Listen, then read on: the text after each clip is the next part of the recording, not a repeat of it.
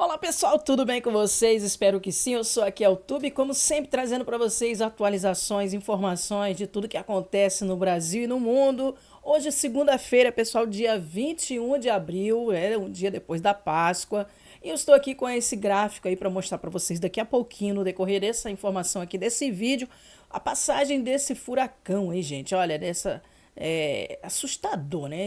Essa tempestade aqui que passou pela Austrália, ventos aí de 225 quilômetros por hora, devastador, passou lá na Austrália. Eu vou mostrar para vocês nesse gráfico o percurso desse furacão, como é que ele se formou e mostrar para vocês algumas curiosidades sobre isso, tá bom? Então não saia daí, já fica comigo até o final do vídeo, porque tá só começando, deixa o like e compartilha com o máximo de pessoas possíveis, porque ainda nesse vídeo eu vou estar falando sobre as mudanças climáticas, né? Então você que gosta desse tipo de assunto, preste atenção aí, fica comigo, porque vou falar sobre as mudanças climáticas, um vídeo aqui muito interessante que está aqui na tela agora, de um especialista, um professor da USP, que explica o aumento da temperatura na Terra.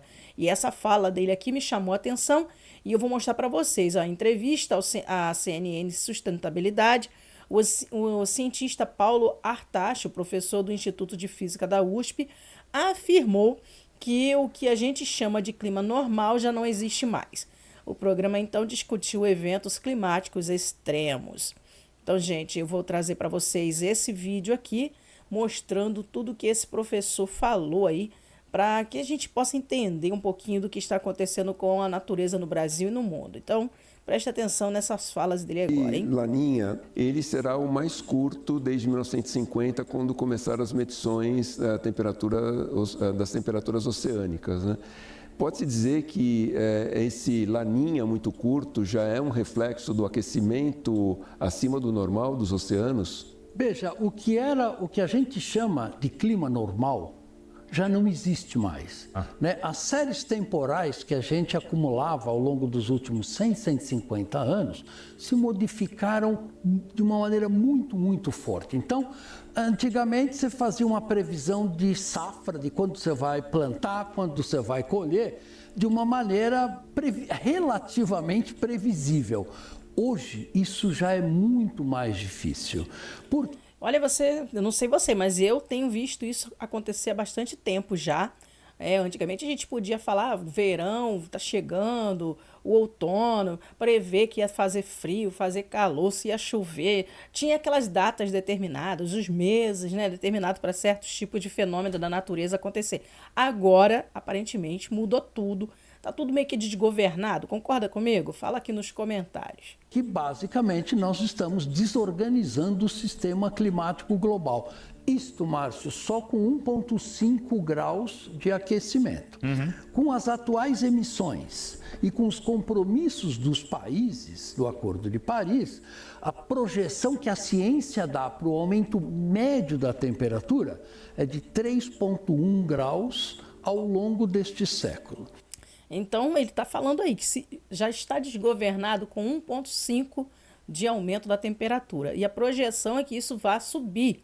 Então, preste atenção no que ele vai falar, gente. Se já está ruim agora, isso ao longo do século, né? Mas essas projeções de século, já eles dão aí até 2030, 2050, 2070. Isso aí é um cálculo, mais ou menos, que eles fazem por alto. Ninguém tem certeza de nada, nem os cientistas, os mais especializados, podem afirmar com precisão o que vai acontecer em tanto tempo que isso vai acontecer.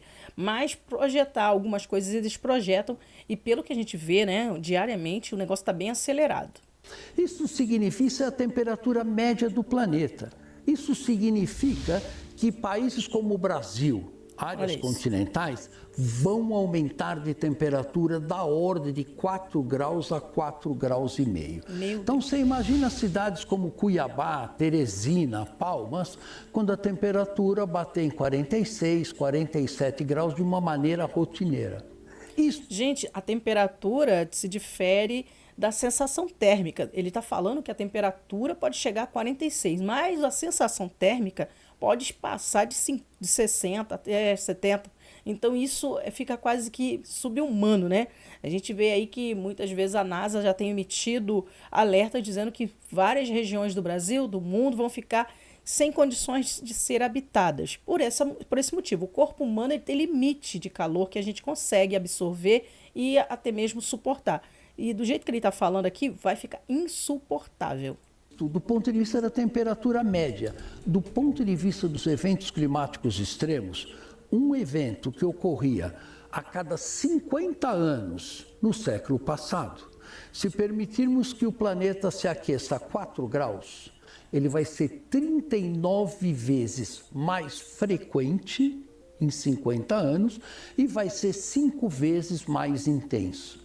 Então, o que nós estamos vendo agora é uma amostra grátis do que vai ser o clima do futuro, de acordo com as projeções do painel intergovernamental de mudanças climáticas.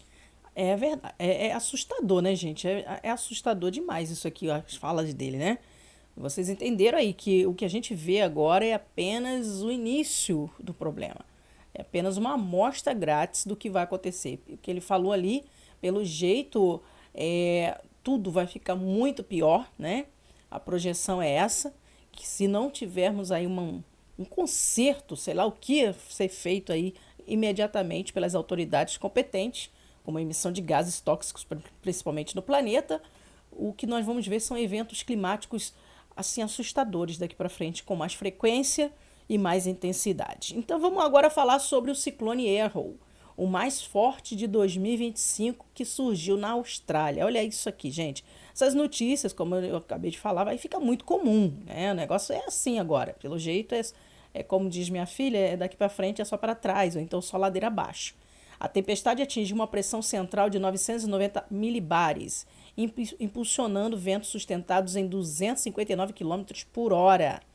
Eita, é muito vento, hein, gente?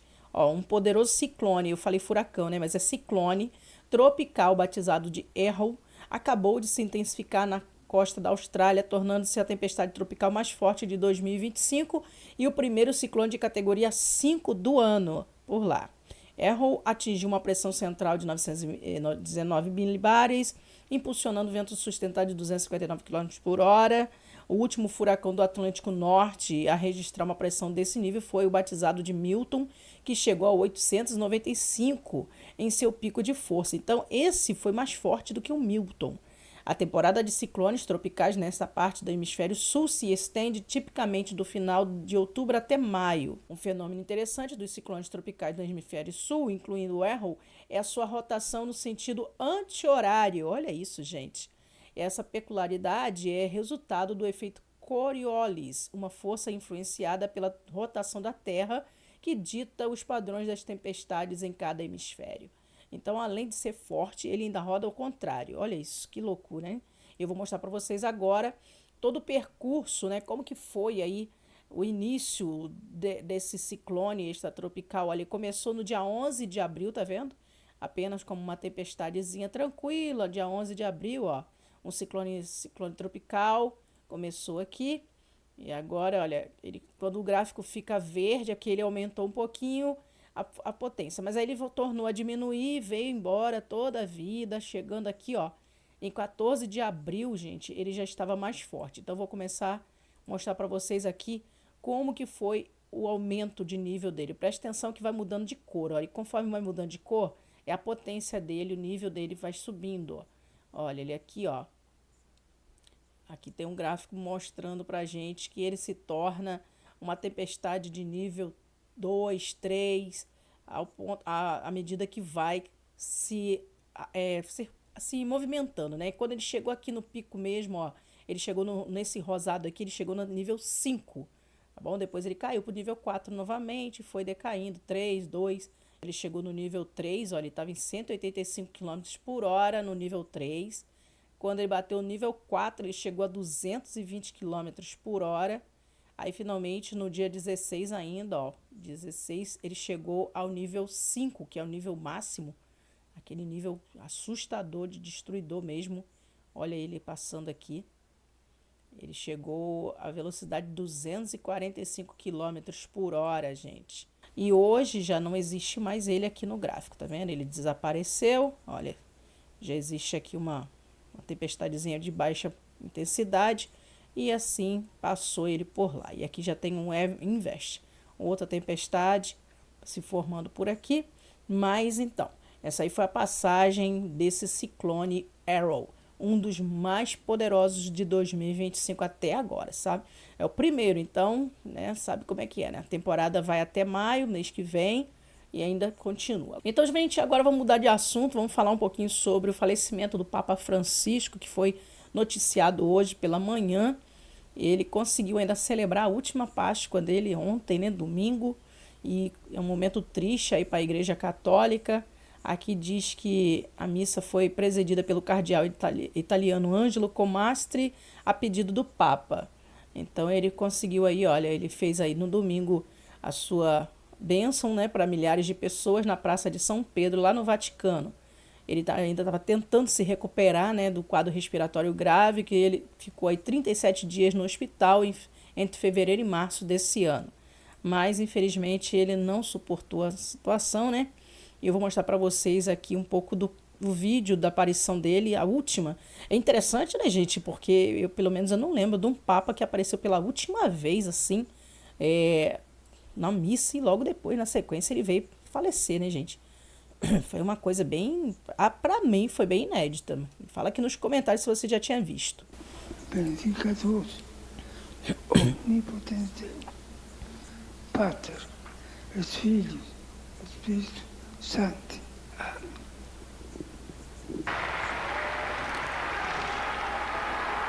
Amém. Aqui nessa imagem a gente consegue ver, né, que ele já estava bem debilitado, olha, né, ele já era cadeirante há bastante tempo e agora com essa doença, né, a gente vê que ele estava muito fragilizado a ponto dos médicos dizerem que ele não sentia mais recursos, né, da medicina para a gravidade que chegou o problema dele. Então aqui, olha, mostra ele. Eu não sei se essa imagem aqui é de ontem mesmo. Se você acompanha, né, pode confirmar para mim. Eu não sei se isso aqui é um arquivo, imagem de arquivo, ou se ele fez mesmo esse trajeto aí nesse carro no meio dos fiéis aí no Vaticano, gente. Isso aqui aconteceu ontem ou é uma imagem recuperada de passada, né? Olha ele ali, né, como é de costume, o Papa dando a benção para as criancinhas. Então, tudo isso aqui aconteceu ontem. Olha, aqui teve a cerimônia. Ali um momento de cerimônia, a praça ali de São Pedro, sempre cheia nessas épocas, né, da celebração. E aqui a gente vê aquela aparição histórica, né, aquela coisa, e ele fazendo aí, ó. Queridos irmãos e irmãs, boa Páscoa.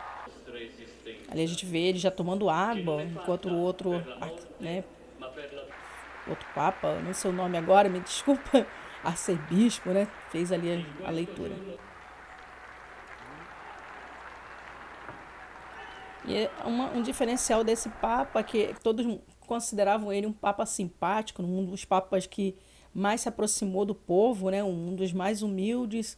Em tudo que ele fazia, ele prestava muita atenção nas pessoas mais pobres. E ele era o único papa, o primeiro papa também sul-americano, diferente dos outros. Então, isso aí marcou muito a vida dos fiéis aí da Igreja Católica. Agora, para encerrar, falando ainda sobre o Papa Francisco morreu na manhã dessa segunda-feira, dia 21, na Casa Santa Marta, uma casa de hóspede perto da Basílica de São Pedro, onde morou desde sua eleição em 2013, segundo o porta-voz do Vaticano. O pontífice morreu no segundo andar da residência, informou a sala de imprensa do Vaticano. O corpo de Francisco será sepultado em um caixão às 20 horas, horário local, 15 horas no horário aqui de Brasília, desta segunda-feira, declarou a Santa Sé em um comunicado divulgado hoje. Então, o Matteo Bruni, diretor da sala de imprensa, disse estar esperançoso de que o Vaticano divulgue a causa da morte na noite dessa segunda-feira, após a certificação oficial do óbito. A missa de sufrágio do pontífice ocorrerá em Basílica de São João de Latrão, em Roma, às 14 horas de Brasília, às 19 horas no local, e será realizada pelo cardeal Baldo Reina. Durante o rito de constatação da morte do pontífice, mais detalhes devem ser informados, como se o Papa estava dormindo quando morreu, e etc. O corpo do Papa Francisco será colocado em um caixão às 15 horas de Brasília, às 20 horas no horário local, informou a Santa Sé. E Kevin Joseph, cardeal e também carmelengo do Vaticano, vai presidir a certificação da morte do Francisco e a colocação do seu corpo no caixão. Tem todo um trâmite, né, gente? Um processo aí, um procedimento já padrão que eles realizam. Então, é uma cerimônia triste aí para os fiéis, então vai ter todo esse processo. O caixão do pontífice deve ser apresentado na manhã de terça-feira, dia 22, mas o horário não foi informado ainda. Anteriormente, o corpo do Papa era exposto primeiro na capela privada, depois na Sala Clementina do Palácio Apostólico e só depois na Basílica. Com Francisco, depois da capela privada em Santa Marta, o corpo vai ser exposto no caixão aberto na Basílica. Ele mesmo fez algumas alterações na forma do enterro dele. Ele já sabia, né? Ele já estava se preparando para esse momento, acredito eu, devido às suas fragilidades, aquela coisa toda. E eu fiquei sabendo aqui pelas notícias que ele já tinha todo um script, vamos dizer assim, ele já tinha feito as suas recomendações finais sobre como ele queria passar os seus últimos dias e tal. Então ele fez essas recomendações aí e deve ser seguida, né, em memória a ele, respeitando os seus últimos pedidos, tá bom, gente? Então o vídeo de hoje é esse. Espero você no próximo. Não esquece de dar like, se inscrever no canal e ativar o sininho de todas as notificações. Que Deus abençoe a todos. Eu te aguardo já no próximo, hein? Tchau.